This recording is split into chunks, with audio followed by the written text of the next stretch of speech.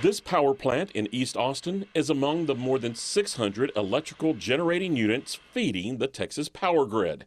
All of them, from wind and solar farms to natural gas and coal burners, are now required to be weatherized. Electrical substations are also to have weather protection features. All in favor say aye. Aye. Motion passes. Members of the Texas Public Utility Commission approved the new rules Thursday morning and essentially put power companies on the clock. This is a tremendous day.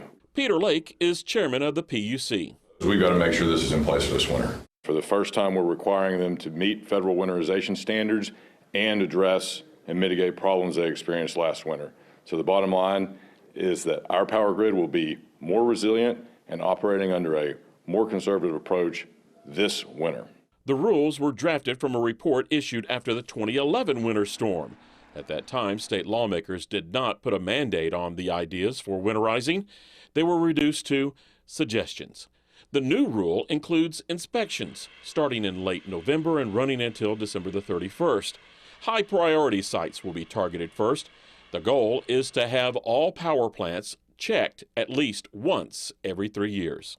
There will be fines of up to $1 million per day per incident if these standards are not met. So those are real dollars that can add up real quickly. Compliance deadlines include, by December the 1st, power companies must file a report on which sites are protected, weatherized. And December the 10th, that's when ERCOT has to issue an official list of those locations to the PUC. This enforcement rebuild is like a big construction project. There's a lot of people involved.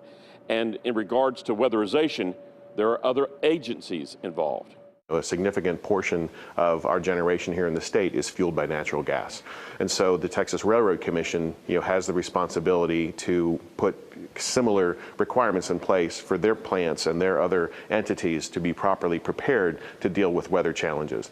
So they have an element of it. So we've been working closely with them, and we're also working closely with the Texas Department of Emergency Management so that we are making sure that all of these resources, all of these entities come together at the table in the event of a crisis so that there's clear communications. The success of this weather prep ramp-up will hinge on the inspection process. That's managed by ERCOT. The new ERCOT Board of Directors is scheduled to meet Friday. At that time, they may get an update on the inspection team and if that team will be ready on November the 1st.